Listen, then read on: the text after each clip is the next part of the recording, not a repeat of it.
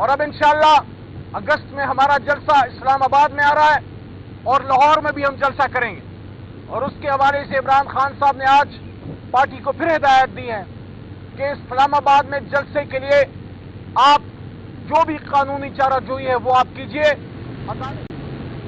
Politics apart, سیاست ایک طرف، لیکن جو فکر و پریشانی کی بات ہے وہ یہ ہے کہ عام شخص، عام پاکستانی جو 30-40 ہزار روپے کا ملازم ہے، اس کو اگر گھر 40 ہزار کا بل آ جائے تو وہ کیا کرے گا؟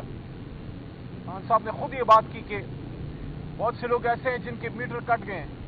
اب یہ مالدار آدمی کو اس تکلیف کا احساس نہیں ہے کہ یہ تکلیف کیا چیز ہے، کہ آپ اپنے بچوں کے اسکول کی فیسیں اور اپنے بجلی کا بل تک دینے کے آپ قابل نہیں ہیں۔ اس حالت تک اس ملک کو پہنچا دیا گیا ہے۔ وہ لوگ جو مہنگائی کے خلاف ہمارے خلاف نکلے تھے، ان سے سوال ہے پی ڈی ایم کی حکومت سے جو فارم 47 کی ہے کہ 16 مہینے وہ اور 5-6 مہینے یہ تو آپ ہی حکومت میں ہے، آپ بتائیے ملک کی یہ خراب حالت کیوں ہے، یہ اتنی مہنگائی کیوں ہے؟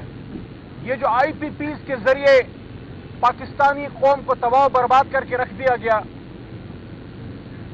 کہ ضرورت آپ کی 28-30 ہزار میگا واٹ، بنا آپ 45-48 ہزار رہے ہیں، اور آپ کا سسٹم اٹھا صرف 22 ہزار تک سکتا ہے۔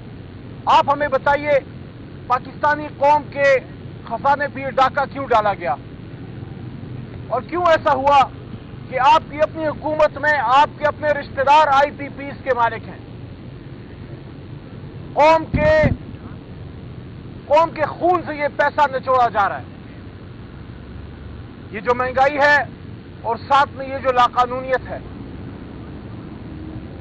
اس حالت میں جب قوم اپنا فیصلہ سنا چکی ہے کہ 8 فروری کو قوم نے پاکستان تحریک انصاف اور عمران خان صاحب کے حق میں فیصلہ سنایا، اور آپ کیا کر رہے ہیں؟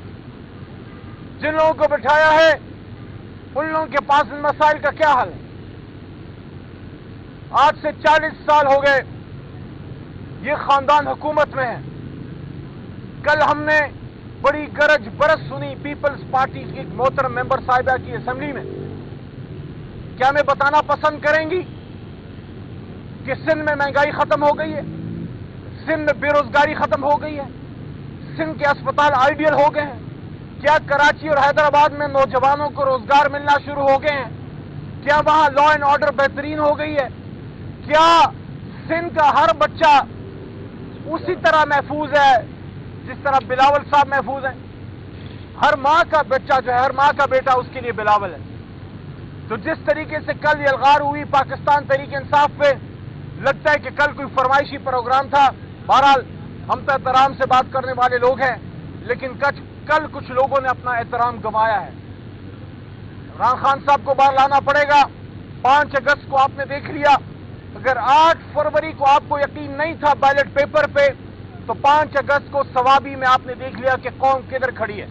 اور اب انشاءاللہ اگست میں ہمارا جلسہ اسلام آباد میں آ رہا ہے اور لاہور میں بھی ہم جلسہ کریں گے، اور اس کے حوالے سے عمران خان صاحب نے آج پارٹی کو پھر ہدایت دی ہے کہ اسلام آباد میں جلسے کے لیے آپ جو بھی قانونی چارہ جوئی ہے وہ آپ کیجئے، عدالت میں جانا ہے اس کو مزید آپ اس کام کو تیز کیجئے، اور پاکستانی قوم انشاءاللہ عمران خان صاحب کی رہائی کے لیے اور اپنے مینڈیٹ کی واپسی کے لیے، اسیران کی رہائی کے لیے انشاءاللہ ثوابی کے بعد آپ اسلام آباد کا رخ کریں گے انشاءاللہ العزیز۔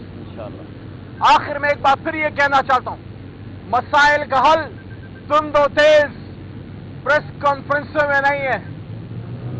پریس کانفرنس سے اور سخت باتیں کر کے ملک کے مسائل حل نہیں ہوں گے۔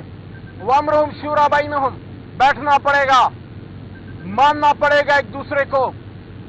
میں تو آپ کو پاکستانی مانتا ہوں، میں تو آپ کی عزت کرتا ہوں، آپ کو مجھے پاکستانی ماننا پڑے گا۔ ہاں، جس نے کچھ غلط کیا ہے، جس نے قانون کو ہاتھ میں لیا ہے، اس کو پکڑیں، اس کو سزا دیں۔ آج عمران خان صاحب نے خود یہ بات کی ہے کہ جس نے 9 مئی کے دن جس نے کوئی قانون ہاتھ میں لیا ہے، جس نے کوئی آگ لگائی ہے، تحریک انصاف ان کو کب بچا رہی ہے؟ ہم تو کہہ رہے ہیں کہ آپ وہ فوٹیج لائیے، آج عمران خان صاحب نے خود بارہا آپ میڈیا نمائندگان کے سامنے کیس کے دوران گفتگو کرتے ہوئے کہا کہ وہ فوٹیج آپ لائیے، وہ فوٹیج دکھائیے، اگر اس فوٹیج میں تحریک انصاف کے کوئی کارکنان جو ہیں وہ خدا نخواستہ گراؤ جڑاؤ کر رہے ہیں یا آگ لگا رہے ہیں، ہم باقاعدہ اس پہ معذرت کریں گے، لیکن پہلے آپ کو ثابت کرنا پڑے گا، کیونکہ پرامن احتجاج ہمارا حق تھا۔ احتجاج کے آگے جس نے کچھ کیا ہے اس سے تحریک انصاف کا کوئی واسطہ نہیں ہے۔ 9 مئی پہ جوڈیشل کمیشن مانگتے ہیں اور اپنا حق واپس مانگتے ہیں، جو ہمارا مینڈیٹ ہے اس حق کو ہم واپس مانگتے ہیں، اور اس سلسلے میں سپریم کورٹ سے استدعا ہے کہ آپ کے پاس ہماری درخواست پڑی ہے، 6 مہینے ہو گئے، اس کو اٹھائیے، جوڈیشل کمیشن بنائیے، اور 8 فروری کے سلیکشن ڈاکے کا آپ اس کا پتہ لگائیے۔ اور ایک اور بہت اہم بات، اور وہ ہے ختم نبوت صلی اللہ علیہ وسلم اور حفاظت قرآن، اس کے لیے اسمبلی میں جو آواز اٹھائی گئی، اس سے پھر قانون کی قائمہ کمیٹی کا اجلاس بلایا گیا۔ کل غیر معینہ مدت تک بغیر کسی وجہ بتائے اس اجلاس کو مؤخر کیا گیا، اس اجلاس کو بلایا جائے، لارڈ جسٹس کی اسٹینڈنگ کمیٹی کا اجلاس بلایا جائے اور اس معاملے کا حل حکومت نکالے اور اس معاملے کو منطقی انجام تک پہنچائے، کیونکہ پاکستانی قوم ختم نبوت صلی اللہ علیہ وسلم اور قرآن کی حفاظت پہ، حرمت قرآن پہ کوئی کمپرومائز نہیں کرے گی۔ آپ کا بہت شکریہ۔